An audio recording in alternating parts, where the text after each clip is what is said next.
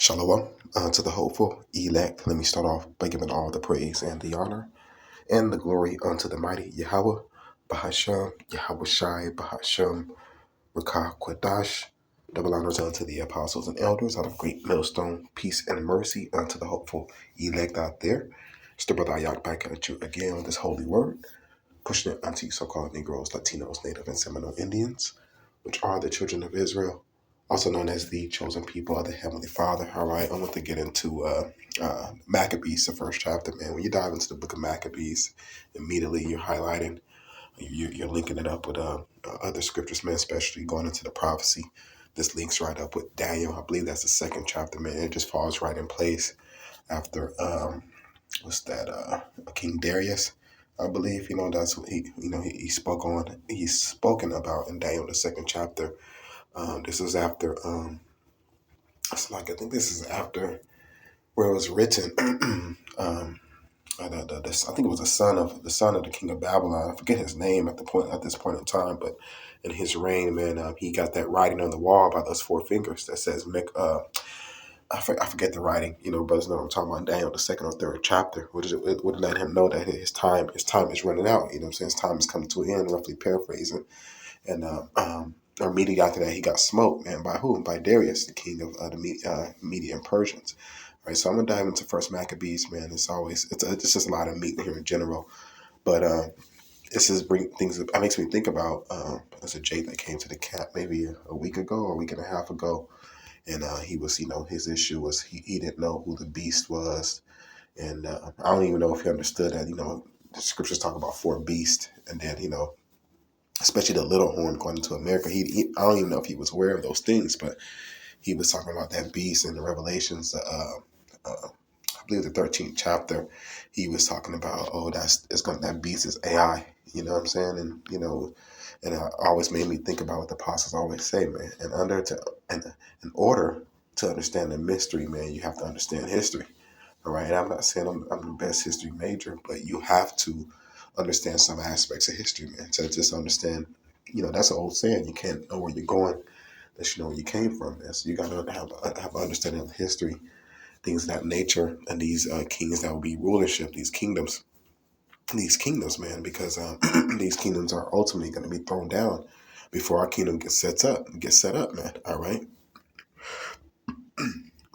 That's why it says Proverbs, like in Jeremiah 28:8, it says we prophesy against many kingdoms, man, against many kingdoms. All right, and this is no difference. It's another kingdom we'll prophesy against, and this is going to be the last kingdom, man.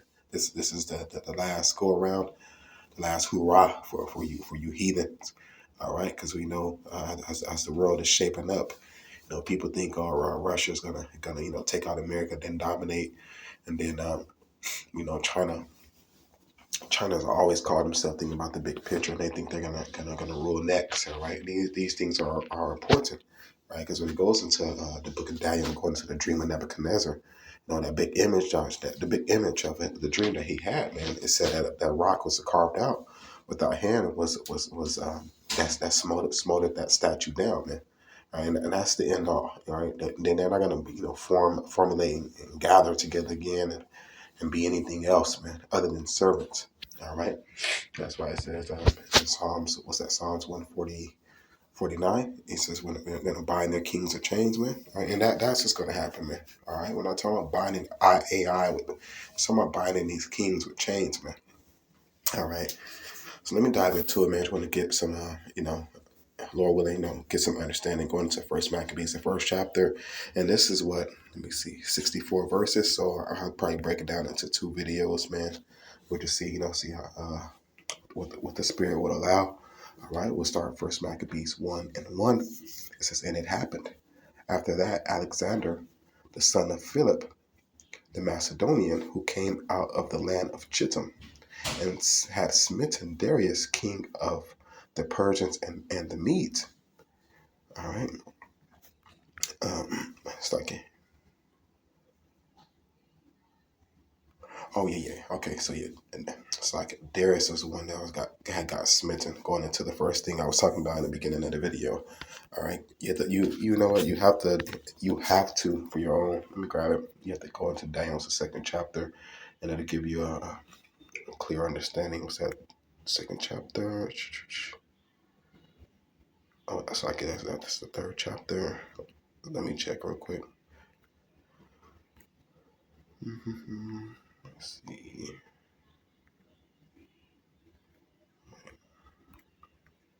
So like it. Let me see.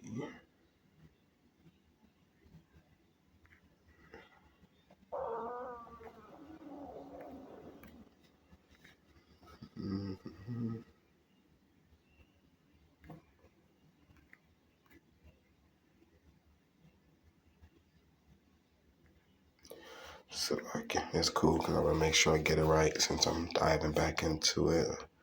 Oh, so like that's Daniel the fifth chapter. So like so when you dive into it, Daniel the fifth chapter, as that was just written, the four fingers had written upon the wall. Mene mene tekel. Your phrasing goes into what oh yeah. Thou art weighed in the balance and and are found wanting. All right. Let's see where the point I wanted. Oh, this is the point. It says so, and this is the interpretation of the thing. It says mene, meaning God hath numbered thy kingdom and finished it. Tekel, meaning thou art weighed in the balance and are found wanting. All right. Let me see. So you're weighed in the balance, man. Meaning what? Your time is up, man. Time is up. All right. It was something else I wanted. I think.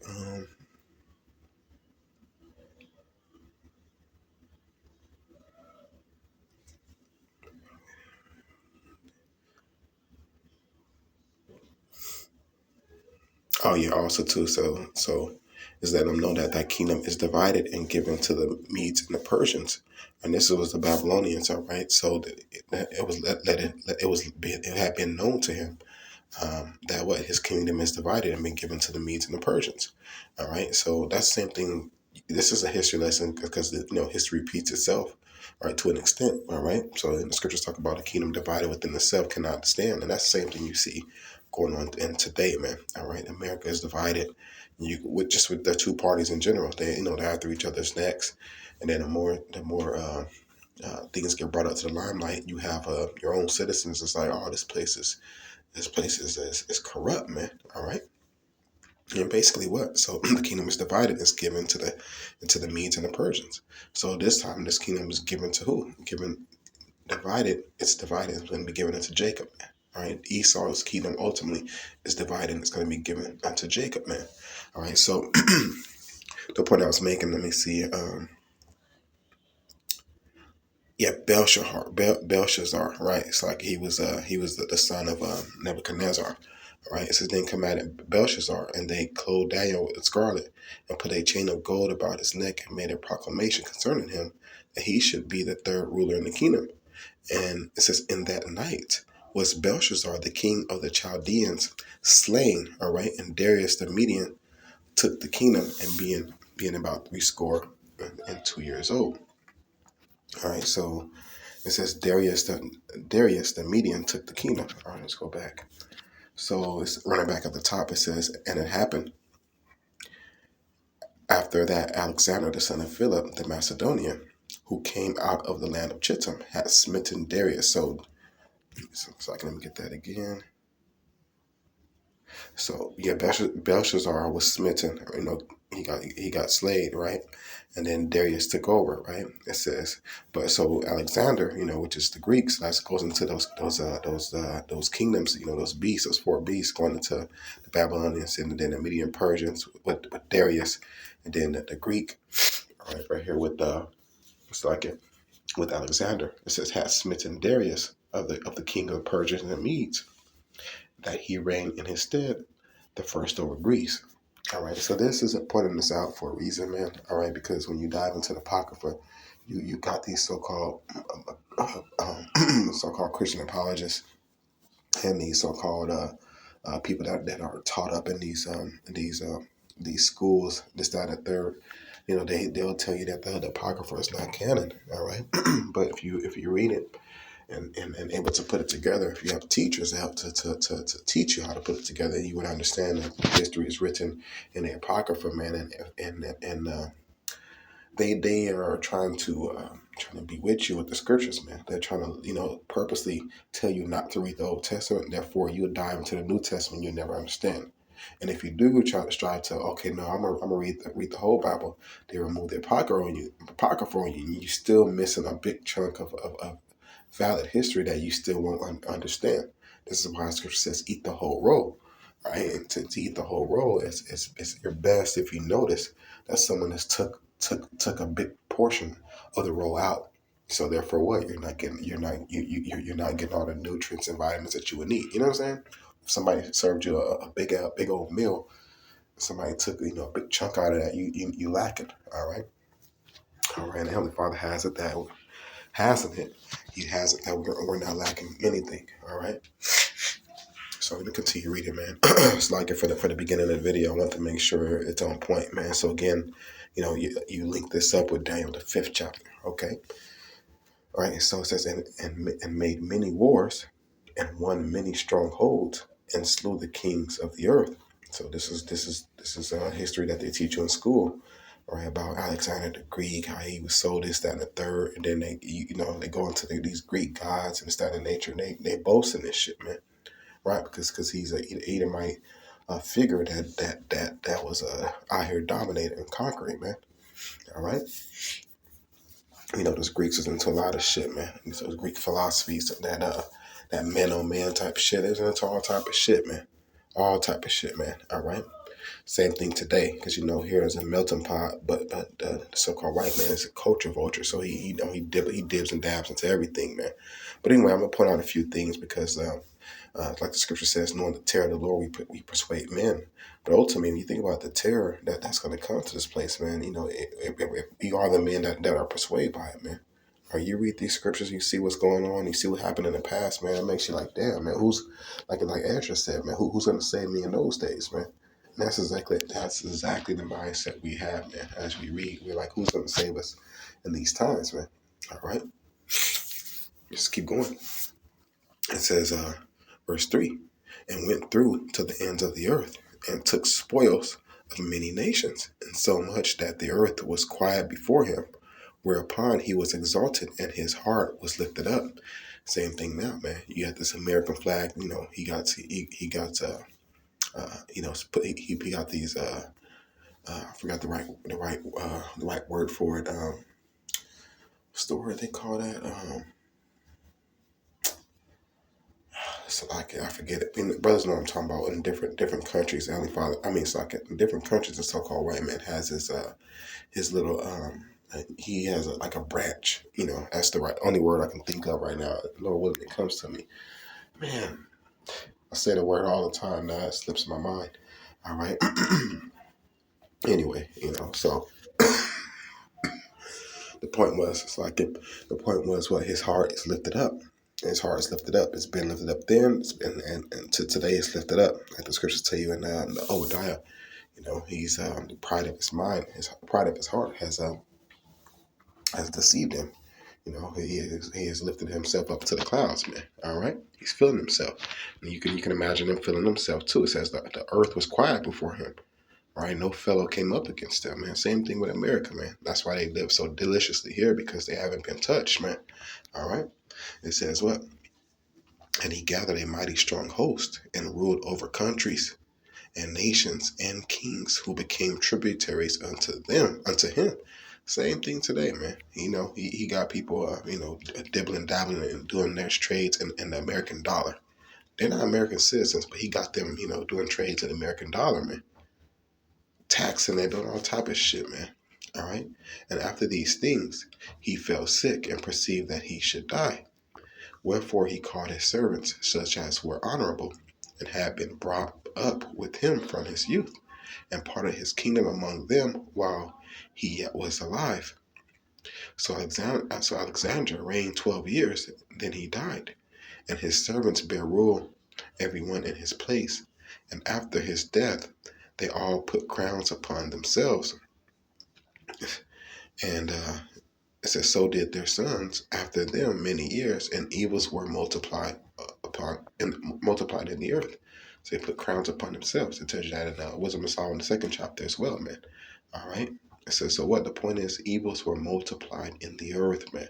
So since then to now, evils continue to multiply, man. These same Edomites, man. All right, from them to the Greece, all the way to the Romans, they're one of the bloodiest people ever, man. All right, and they don't mind these evils multiplying because this is their MO. This is their MO. This is one of the characteristics of them, man. All right, they do things by the force of the sword. All right, and they hate is not blood as well, man. So the point was, man, think of it now that evils are multiplied in the earth. All right, and us being aware of this knowledge, man. When those evil times approach, man, we're gonna need a covering. We're going to need a covering, man. All right. Scripture said the prudent man foreseeth danger and he hideth himself, man. So if evils multiply, we clearly can see we see the danger coming, man. Clearly coming, man. We see them, they got all the framework already built, man.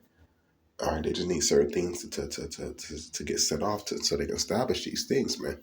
All right, and there came out of them a wicked root, Antiochus, surnamed Epiphanes, son of Antiochus.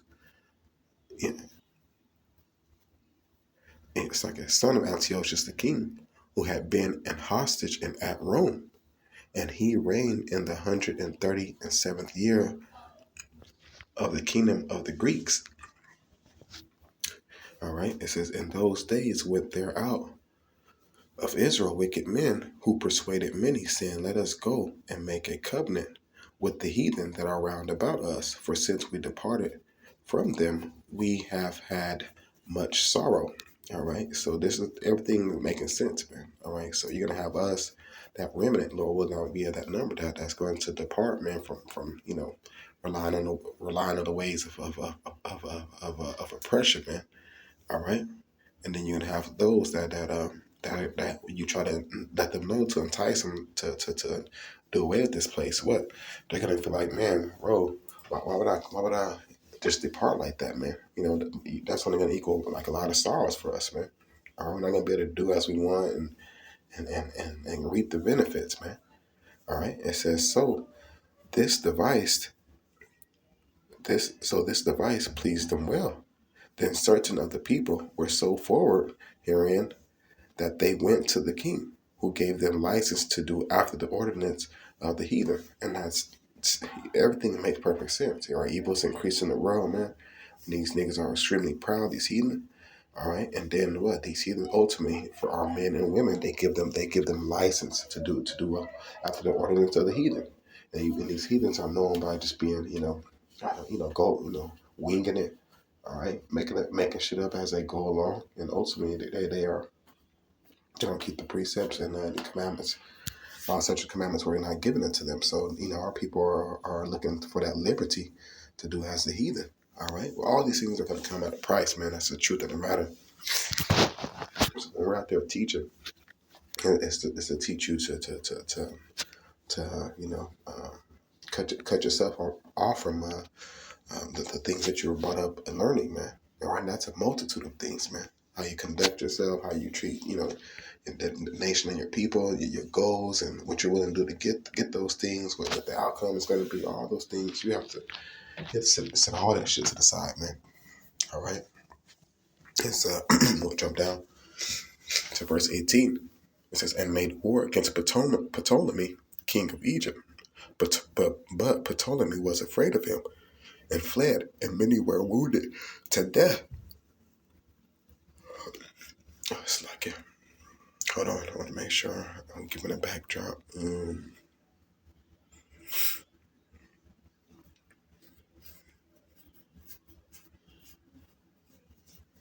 Okay, it's going into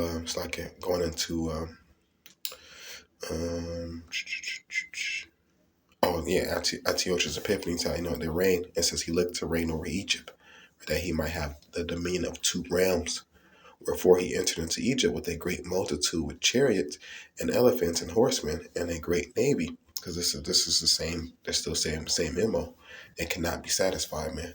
Right? They have islands. They have bunkers. They have all type of shit going on, and they still want more, man. They still want more. Still trying to go over, continue to spread their wickedness as a Green Bay tree, man. Got the head in the hands and everything. All right, that's why it says that he keepeth not at home. All right, and made war against Ptolemy, king of Egypt. But Ptolemy was afraid of him and fled, and many were wounded to death. Thus they got the strong cities in the land of Egypt, and he took the spoils thereof.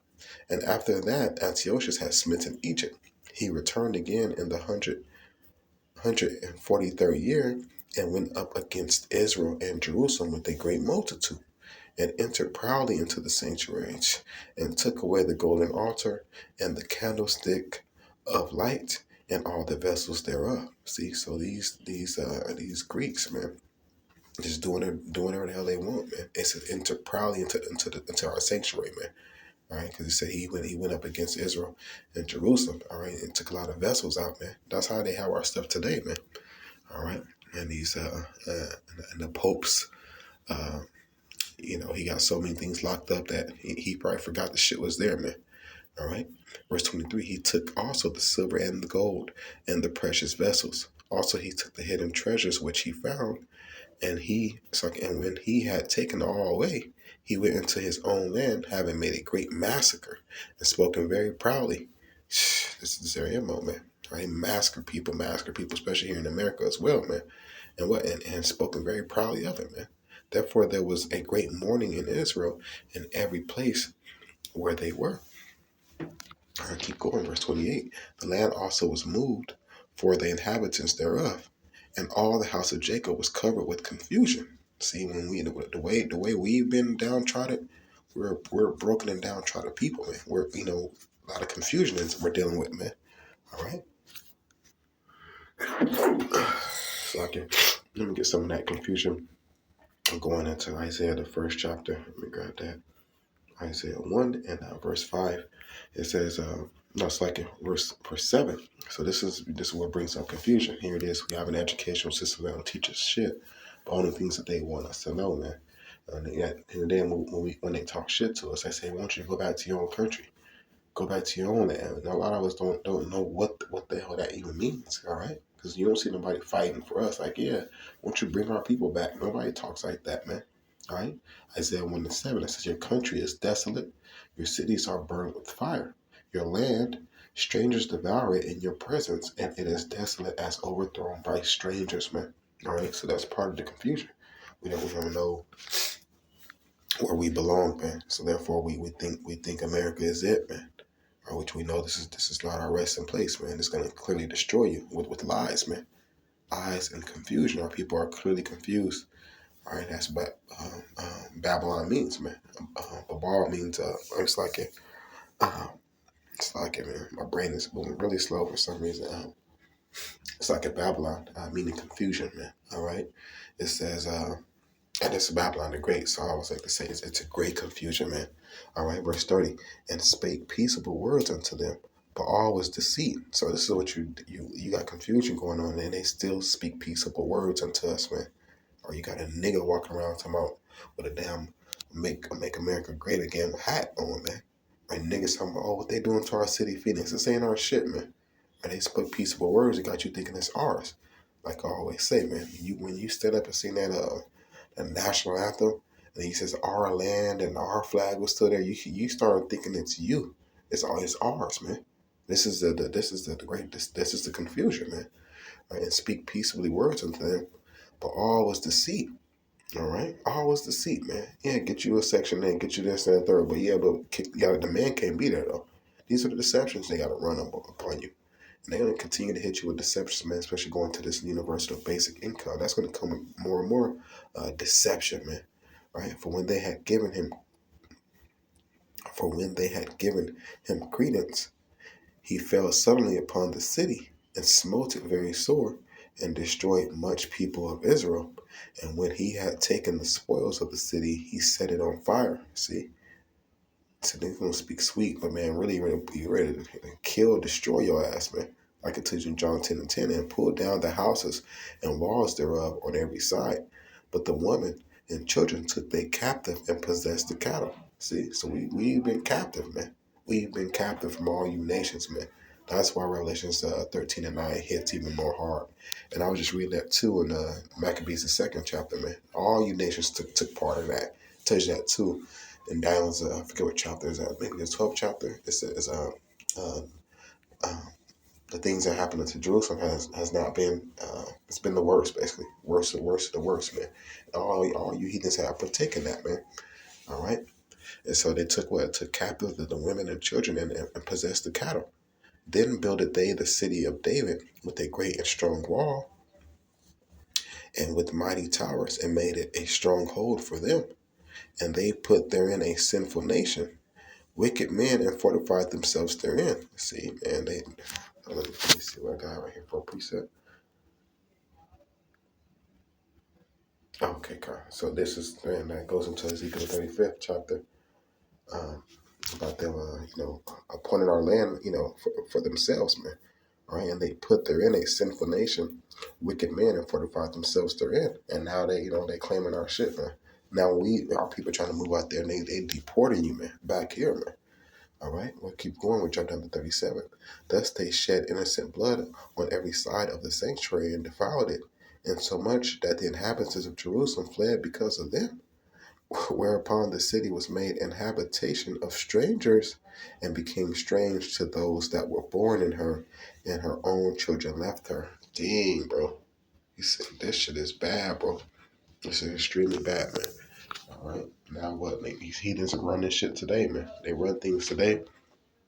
And the people that the land belongs to, we are like a strange, that place is strange to us. We ain't really been there like that, man.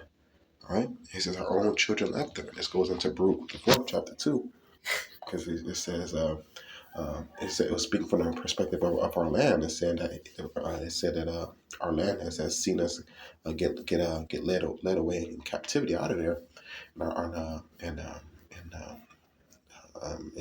our land waits to rejoice when the original people returns, man. All right, we'll just keep going, man. I'll leave it at that for right now. We'll continue on in Maccabees, the 1st chapter. Lord willing, I'm able to continue to push. Shalom.